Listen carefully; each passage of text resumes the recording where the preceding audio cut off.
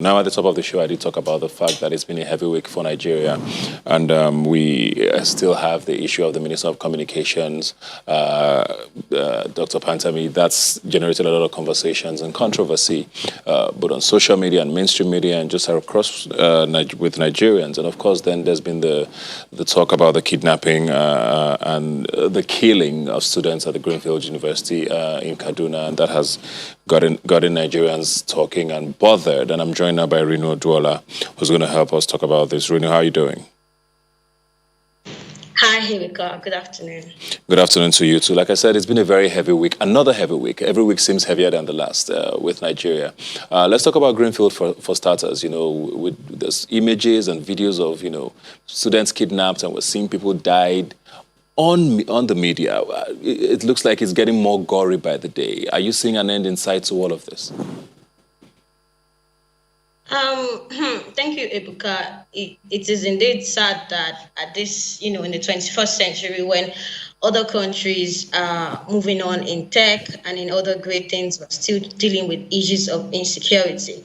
When I heard the kidnapping of the Greenfield student, I was in shock, and I had to tell relations that how is it in this century that we still have students being kidnapped, and the government doesn't seem to be doing anything.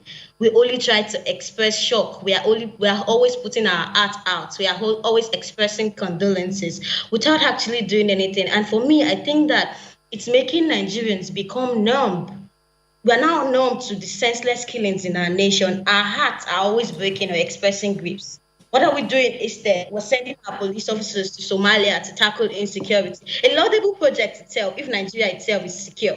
It is Nigerians that even need police officers from other countries. We can't walk on the streets for fear of thugs. We can't walk on the streets for fear of carjackers. Armed robbers are all over Lagos. We can't travel for fear of kidnappers and bandits. We can't even farm in peace. Of herdsmen. There are no jobs because the system has failed to provide any. We can't access good health care because doctors are being owed, and our president is getting premium health care from London. We can't even go to school for fear of kidnappers. ASU strike, this strike, that strike. This year alone, more than 600 students have been kidnapped from school, northwestern Nigeria. And they're saying these things, they say probably people are not patriotic to the nation or they are terrorists, but the real terrorists are in ministerial offices. This anger that citizens have to complain every time is fueled by the helplessness over the sense of insecurity in the country. Just this week, 60 people were kidnapped and 80 people were killed. How can we as citizens of a country be kidnapped and killed on a weekly basis and our leaders appear to be incapable? President Buhari promised us so much in light, so much in security, so much equality, but each day the country gets the opposite. I'm going to ask you, Ebuka, are you more secure in this country than you were 6 years ago? The president's spokesman came out and said that reporting the killings as if it does not happen every day. The effect of this is more apathy and more citizen alienation. People are now disengaged from the government. Everybody is now becoming a government on their own. And an accurate description of this would be this Yoruba description that, see, delay, whatever you do, everybody just has to protect themselves because it seems like we don't have a government any longer. I hear you, and like I said, it is very disturbing for a lot of people. There are a lot of things that we don't even know what's confirmed. We hear allegations, we see videos. There's just too much happening, and a lot of people feel very, very unsafe. But like I said, it's happening across the country. We saw things in Imo State yesterday with the governor's house. You know, it looks like everybody seems to be catching some level of heat at least. And of course, death is never the option. But in all of that, we still have the issue of the Minister of Communications.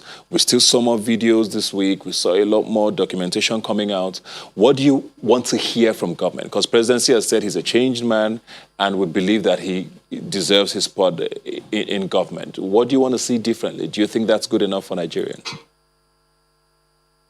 Thank you, Ebuka. I could go on and on about this issue. You see, Nigeria has battled with terrorism for over 10 years now, and then we want to forgive one of the key players who has caused terrorism in the country, and you're talking about forgiveness. Nigerians may forgive Pantami, but he has to be investigated and tried for the allegation against him. His position as a Minister of Communication and our digital economy is untenable. What message are Nigerians passing to the world that we have a minister who is in his early 20s till his 30s openly endorsed and supported terrorism? We have terrorist allegations against a minister in office whom the presidency is claiming to stand by. If our presidency stands by a terrorist, then that effort to battle terrorism has been a failure from the start. We should ask ourselves these questions. Did Minister Issa Pantami openly endorse terrorism or not? Did he influence extremists from the north to kill other citizens? Did he at any time engage in terrorism acts according to the laws of the land? But the allegations and evidence out there and the fact that he has admitted to making this statement, Pantami should be sacked and tried and jailed. Not only sacked,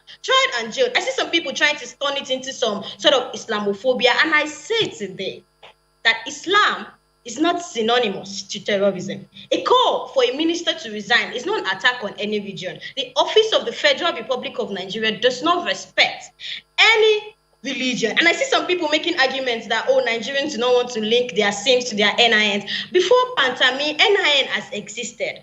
After Pantami, NIN will continue to exist. When the evidence shows that a serving minister of Nigeria has expressed open support for global terrorist groups, then what are we arguing over? The implication of Pantami now coming to his views shows that he has been serving as a minister while still having these views.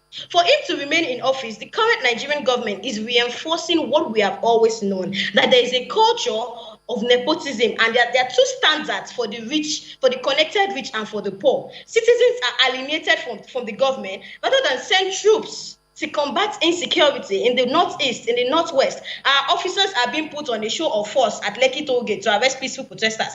The Nigerian government is arresting peaceful protesters while patting the real terrorists on the back. And also, I said earlier this week that if protesters' bank accounts can be blocked on allegations of terrorism, which are yet to be proven, then why not Pantami? What makes Pantami different from the rest of the Nigerian population? Well, thank you very much. The presidency did not speak. We are operating a democracy in this country. So Gabashew cannot come and say that the president stands by the minister. When citizens call for the resignation of a minister, then that should be listened to. What makes Pantami different from the rest of the Nigerian population? Well, thank you very much, Rinu. We're out of time, unfortunately. We get you. We understand the passion and we understand the concerns of Nigerians with regards to all of the issues bedeviling us. And your voice is very well heard. And we do hope that people are listening. Sometimes it gets exhausting to keep talking and talking and talking, and it feels like you're not being heard. And that's what I think a lot of Nigerians want to see from government. So once again, thank you very much for joining us. All right, thank you very much. Like I always say, you can follow the conversation on Twitter. Urban Minds now is the handle. Please use the hashtag Urban Minds when you tweet at us. Do have a good week, hopefully a safe one, much safer than last week. I'll see you next Sunday.